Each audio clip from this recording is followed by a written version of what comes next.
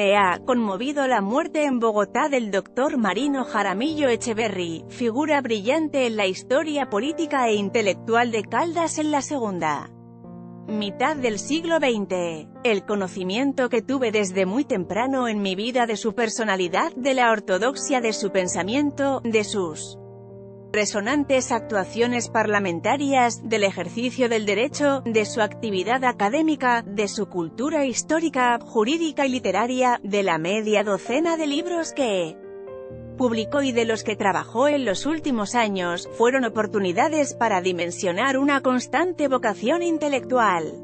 Nació en Neira el 12 de septiembre de 1923. Fueron sus padres José Jesús Jaramillo y Soledad Echeverry Hoyos. Desde la infancia, le tocó padecer el inicio de la violencia política con sus consecuentes desplazamientos en la tercera década del siglo pasado.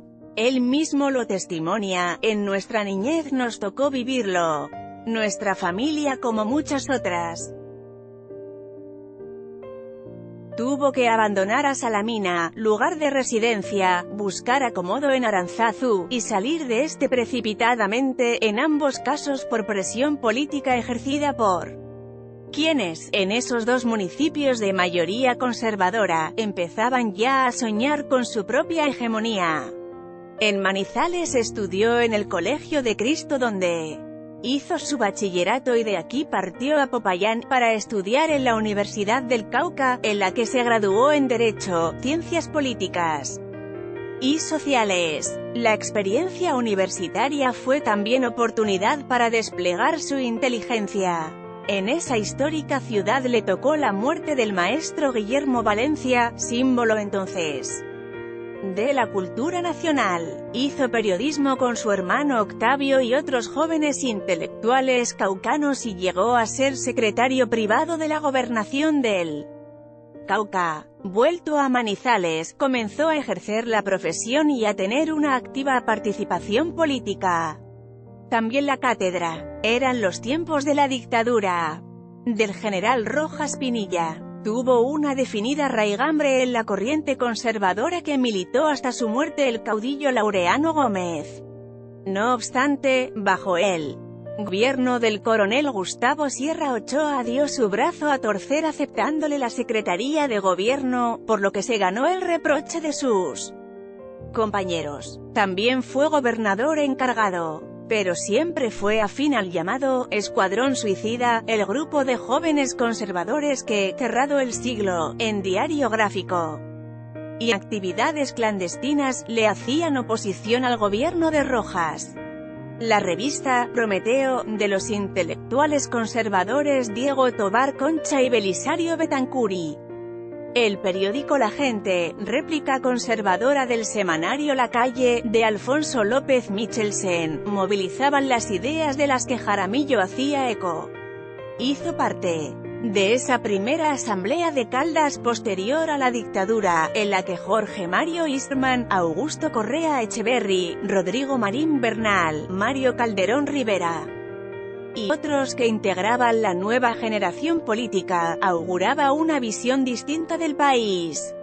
No obstante la fidelidad a un pensamiento, Jaramillo enrumbó en ocasiones por vías distintas a las indicadas por las directivas de su partido.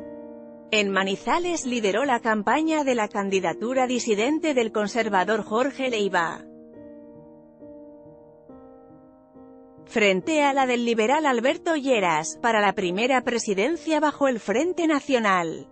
Su llegada al Congreso fue un acontecimiento destacado por los medios de todos los partidos, que le concedieron grandes titulares a sus intervenciones, por la contundencia de sus debates y el fulgor oratorio de que hacía gala. Fue el primero en abanderar las dos candidaturas de Belisario Betancur. No tuvo la carrera política que merecía su talento, y en los últimos años tuvo un protagonismo infausto como precandidato conservador en 2001, y cuando el general Harold Bedoya Pizarro en el 2002 lo incluyó en su segunda malograda candidatura a la presidencia, como vicepresidente por el movimiento Fuerza Colombia.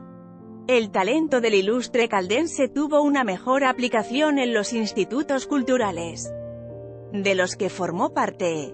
Además de estudios de economía en Israel, una interesante vida diplomática como embajador en Paraguay, en Bulgaria, en la antigua Checoslovaquia y como partícipe en eventos internacionales en la UNESCO y en Washington, le ampliaron el mundo de sus apetitos mentales, y una más honda y objetiva concepción de las ideas políticas y de la historia. Fue requerido varias veces como conjuez por los altos tribunales, presidió con Albos Nacional, dictó cátedra de Derecho Público en varias universidades, pero fue la dedicación a los grandes pensadores y a la historia de Colombia la que hizo de él un estudioso, un escritor de sesudos ensayos, un respetado miembro correspondiente de la Academia Colombiana de la Lengua, de las Academias de Historia de Colombia y de Bogotá, de la Academia de Jurisprudencia, de la Sociedad Bolivariana, y presidente del Centro de Estudios Colombianos, por el que fue condecorado con la Orden del Gran Mérito, junto con el eminente profesor Emilio Robledo Uribe, en diciembre del 2003. Sus obras atestiguan su incansable tarea intelectual. Introducción al Derecho Penal Colombiano, 1957, Liberales y conservadores en la historia, Itinerario de las ideas y del poder, 1972, Dioses y hombres, 2000, El primer hombre moderno, 2001, Oposición y violencia en Colombia, 1920 a 1934, 2003. Bolívar y las ideas políticas, una constitución para un país mejor.